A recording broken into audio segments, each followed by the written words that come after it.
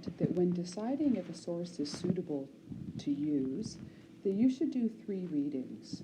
In the first reading, it's like testing the water temperature of a swimming pool before you dive right in. We don't want to dive right into the details of the study. We want to have a basic overview of the study to see if it's right for us. So let's do that in this reading. So before following me along with an audio read, please take out your reading worksheet. Review the questions that we will want to answer as we read. Review those first. Read them a couple of times.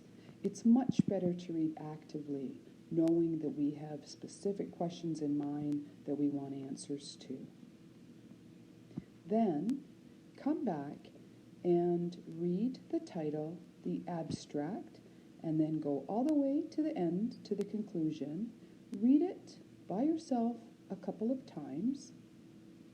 Then come back and listen to the rest of this audio read. See you soon. Welcome back. I will read the article now, and you can follow along. Lack of effect of vitamin D3 supplementation in autism. Notice the colon before the subtitle. The subtitle will give us more information. The subtitle, a 20-week placebo-controlled RCT. Later on, we will learn that RCT stands for Random Controlled Trial. So, in the title, we have lack of effect. That looks like a result, doesn't it? Of vitamin D supplementation. That's probably our variable. In autism, this medical condition. And we get some information about the experimental design. A 20-week placebo-controlled RCT. Abstract, objectives, or goals.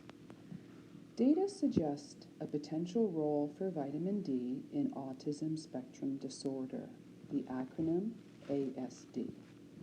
We wanted to assess the effect of vitamin D supplementation compared with placebo. Placebo means no supplementation, no drug, no medicine. They do take a pill, but the pill has nothing in it. Okay? So we wanted to assess the effect of vitamin D supplementation compared with placebo in children with ASD. So we can already see the 2 groups, can't we? The comparison group. What does that mean? It means one group got vitamin D supplementation and one group got only a placebo, a pill that looked like vitamin D, but there was nothing in it. Okay? The design. This was a double-blind, randomized, placebo-controlled trial. Double-blind. I'll give you a hint here. Double-blind means the researchers and the physicians that helped out, they didn't know which patient was in which group, so they didn't have any expectations. Randomized. What does that mean? It means that the patients were put into a group randomly.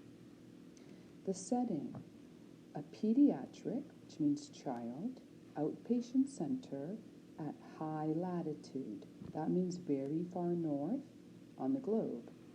Over the winter season in Dublin, Ireland. Now, why is that important?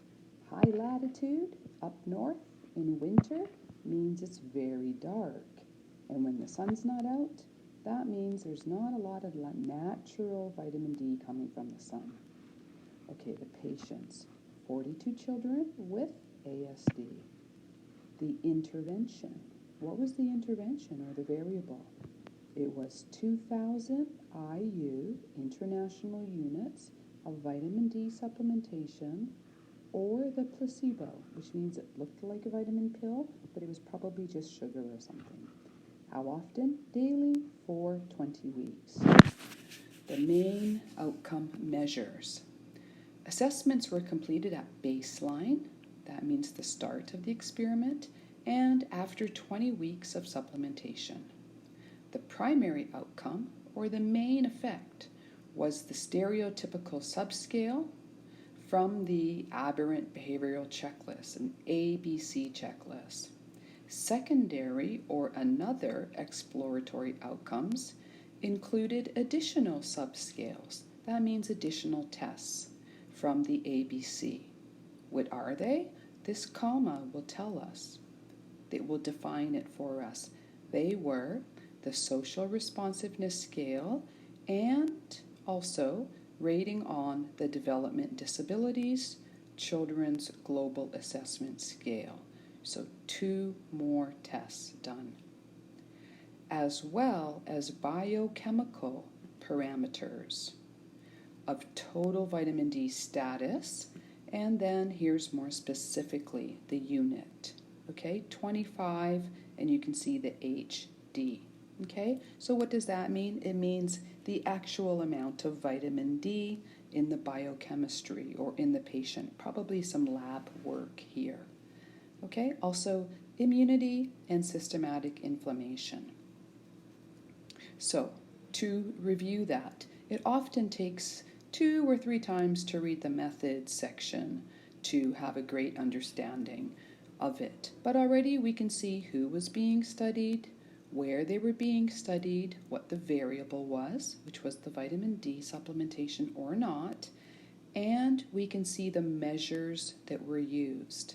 In this case, go back and look for the 3 measures that they talked about, those subscales, and also there was a biochemical, okay, a lab test done on the amount of vitamin D. What were the results? 38 children completed the trial. Baseline, which means the measures at the start before the supplementation. Baseline, and now we have our vitamin D unit that was being used and an amount. Following vitamin D supplementation, what does that mean? It means at the end of the 20-week trial. There was a significant increase in the amount of vitamin D, and we can see it.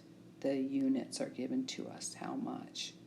But no effect on the primary endpoint. This is a referent. What is it referring to? The primary endpoint.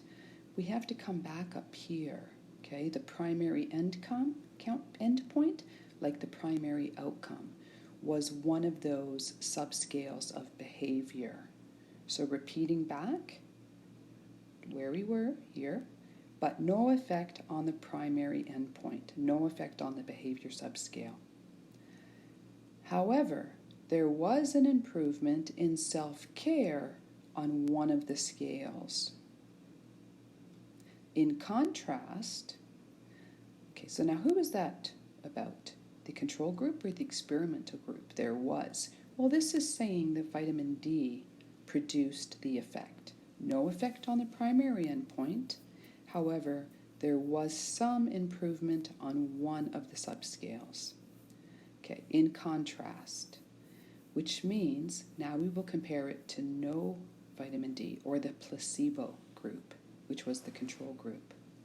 In contrast, there was also a trend towards decreased inappropriate speech in the placebo group. Okay, that sounds unusual because the placebo group, they did not get any vitamin D supplementation, right? Placebo means they received no medicine. So again, there was also a trend toward decreased inappropriate speech in the placebo group. Okay, and then we have a percent here of the error. What chance was this by error? Very, very low.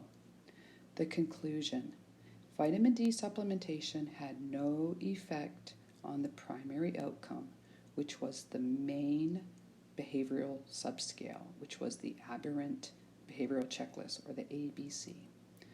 Okay, vitamin D supplementation had no effect on the primary outcome, with limited and inconsistent effects in children with ASD. So did it have an effect? Significant effect? No, it didn't. Considering the other promising data, as well as the relative safety and cheapness of vitamin D supplementation, further trials are warranted, are suggested, are needed. Why? To repeat that, to say it another way, the data was promising. Okay? Also, vitamin D is relatively safe, and also it's very cheap. So they should do further trials. Okay? So again, take a look now at what questions we wanted to answer when we read an abstract and see if you can answer those. Let's scroll all the way down to the end to the conclusion. The conclusion. Okay, all the way to the end. Our results do not support supplementary vitamin D for children with ASD. Considering preliminary interventional studies of 8 to 16 weeks, and then there's a source, that's why the superscript, as well as the extent, okay, or the amount of vitamin D deficiency in ASD, which they told us in the abstract that they already knew that. That was the background of what the researchers knew. Also considering the low cost and the high benefit to risk. There's high benefit and there's low risk.